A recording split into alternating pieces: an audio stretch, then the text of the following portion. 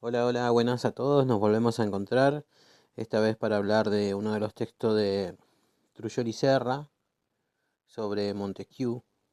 Y hay que decir que fue una de las figuras más influyentes en la historia del pensamiento político. Charles Louis de Secondat, barón de Montesquieu.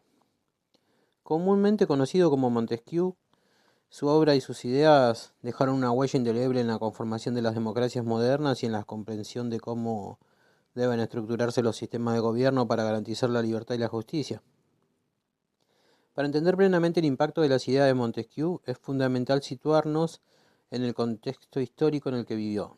Nacido en Francia en 1689, Montesquieu fue testigo de una Europa en transformación, marcada por el absolutismo monárquico y las crecientes tensiones sociales y políticas que eventualmente conducirían a la Ilustración y posteriormente a la Revolución Francesa.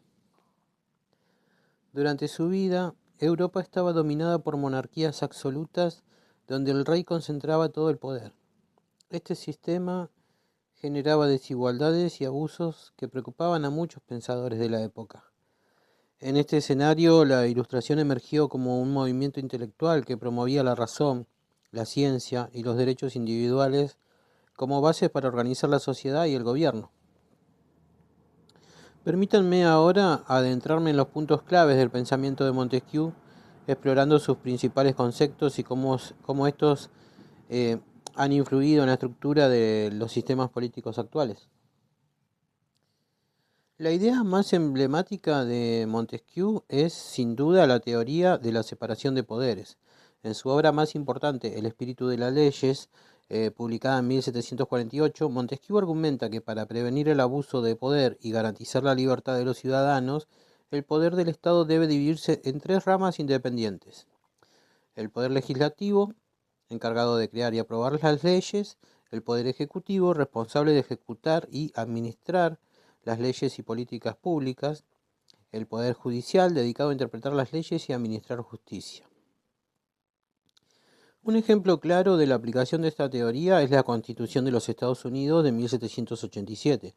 Los padres fundadores de Estados Unidos, como James Madison, fueron profundamente influenciados por las ideas de Montesquieu y estructuraron el gobierno federal con una clara separación de poderes, creando un sistema de checks and balance, donde cada rama puede limitar y supervisar a las otras, asegurando así un equilibrio y evitando la concentración de poder.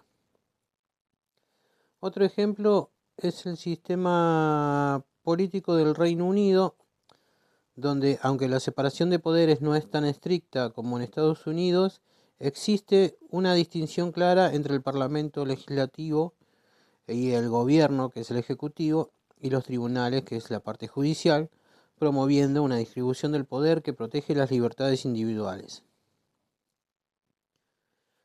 Comparando con Thomas Hobbes, quien defendía la necesidad de un poder soberano fuerte y centralizado para mantener el orden social, Montesquieu propone una estructura más equilibrada que busca prevenir la tiranía a través de la división del poder.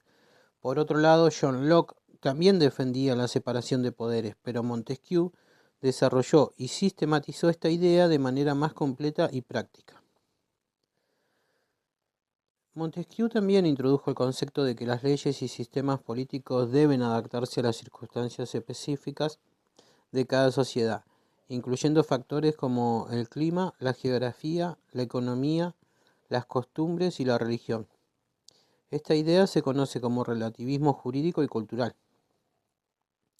Él sostenía que no existe un sistema legal o político perfecto aplicable universalmente, sino que las leyes deben reflejar el espíritu de la sociedad a la que sirven, siendo flexibles y adaptables a las necesidades y características particulares de cada pueblo.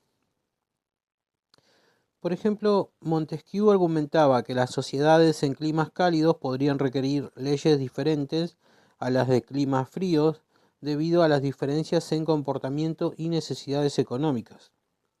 Aunque hoy en día podemos cuestionar algunas de estas correlaciones, la idea central de adaptar las leyes al contexto social sigue siendo relevante. Un ejemplo moderno es el sistema legal suizo, que combina leyes federales con legislaciones cantonales que se adaptan a las características y necesidades específicas de cada región, respetando así la diversidad cultural y lingüística del país. Este enfoque contrasta con la perspectiva de Immanuel Kant, quien promovía la existencia de principios morales y legales universales aplicables a toda la humanidad, independientemente del contexto cultural. Mientras Kant buscaba universalidad, Montesquieu enfatizaba la importancia de la diversidad y la adaptación local. En su obra El espíritu de las leyes, Montesquieu explora cómo las leyes deben ser entendidas no solo como reglas escritas, sino como reflejos del carácter y las necesidades de una sociedad. El espíritu de las leyes es, por tanto, el conjunto de circunstancias sociales, políticas y culturales que dan forma y sentido a las normativas legales. Montesquieu analiza diferentes tipos de gobierno, repúblicas, monarquías y despotismos, y cómo las leyes operan y evolucionan dentro de estos sistemas, siempre en relación con el espíritu particular de cada uno. Por ejemplo, en una república democrática, el espíritu de las leyes estaría basado en la virtud cívica y la participación activa de los ciudadanos en el gobierno. En contraste, en una monarquía constitucional, el honor y la lealtad al monarca podrían ser valores centrales que informan la legislación y la administración del Estado. Un ejemplo práctico es la Constitución de India, que incorpora una variedad de derechos y principios que reflejan la diversidad cultural, religiosa y lingüística del país, buscando un equilibrio entre unidad y pluralidad, lo que es una manifestación del espíritu de la sociedad india. En contraste con Rousseau, quien creía que la voluntad general como fuente de la ley, buscando una forma más homogénea de entender la voluntad del pueblo, Montesquieu reconoce y valora la complejidad y diversidad interna de las sociedades y cómo éstas influencian la formación y aplicación de las leyes. Montesquieu defiende la idea de un gobierno moderado, donde se evita tanto la tiranía como la anarquía. Este gobierno se caracteriza por el equilibrio de poderes y la existencia de leyes justas que protegen las libertades individuales y el bien común. Según Montesquieu, la moderación es clave para mantener la estabilidad política y asegurar que el gobierno actúe en beneficio de sus ciudadanos, evitando los excesos y abusos de poder que pueden surgir en sistemas demasiado centralizados o desorganizados.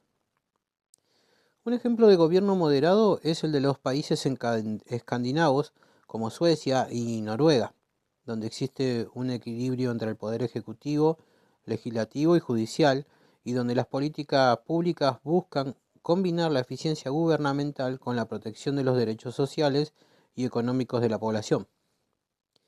Otro ejemplo es el sistema político de Canadá, que combina elementos de la monarquía constitucional con una democracia parlamentaria, manteniendo así un equilibrio que ha permitido una gobernabilidad estable y respetuosa de las libertades individuales y colectivas.